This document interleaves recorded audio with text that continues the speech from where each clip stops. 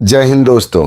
पश्चिम बंगाल जीतते ही ममता को हारने के बाद ममता के कारनामे आए सामने।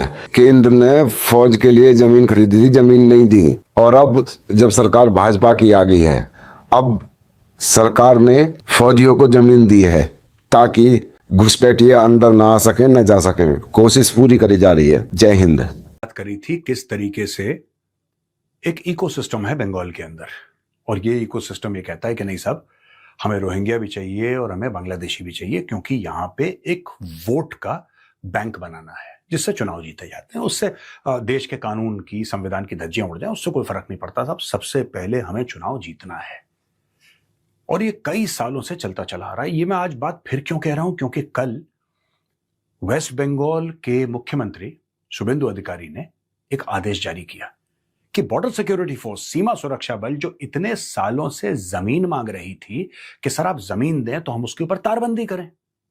जाहिर सी बात है, जमीन के ऊपर ही तार लगाएंगे ना आप हमें जमीन दीजिए, हम उसके ऊपर तारबंदी करेंगे।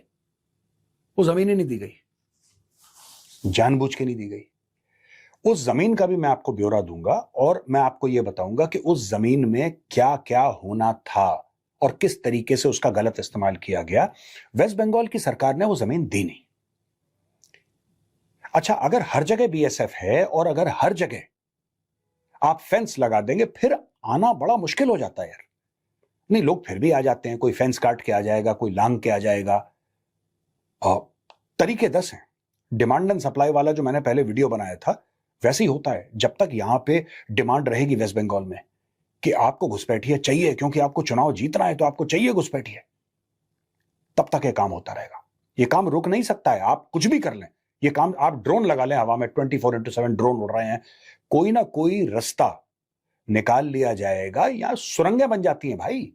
आपने नहीं सुना, जम्मू में सुरंग बनी, पता लगा पाकिस्तान से सुरंग के थ्रू बंदे आ रहे हैं, यहां पे सुरंग के थ्रू हथियार ले आए जा रहे हैं, जम्मू के अंदर ड्रग्स आ रहे हैं, ये सारी की सारी चीजें हो रही हैं। तो आपको क्या लगता है यहां पे सुरंग नहीं होंगे? बिल्कुल। कुछ गांव ऐसे हैं, जैसा मैंने बताया कि आधा गांव यहां, आधा गांव के घर के अंदर से किसी ने सुरंग बनाई, बांग्लादेश के अंदर निकली वो सुरंग, 100 मीटर दूर लोग जा रहे हैं, आ रहे हैं। ये काम होता है। तो दोस्तों, अब बात यह हुई है कि शुभेंदु अधिकारी ने कई सारे फैसले किए। उसमें से एक अहम फैसला जो घुसपैठियों की कमर तोड़ेगा वो ये है कि हम जमीन देंगे सेंट्रल गवर्नमेंट को।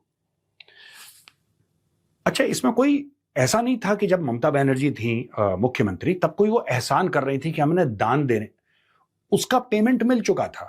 राधे कृष्णा दोस्तों, शेअर करा, लाईक करा, सबस्क्राईब करा.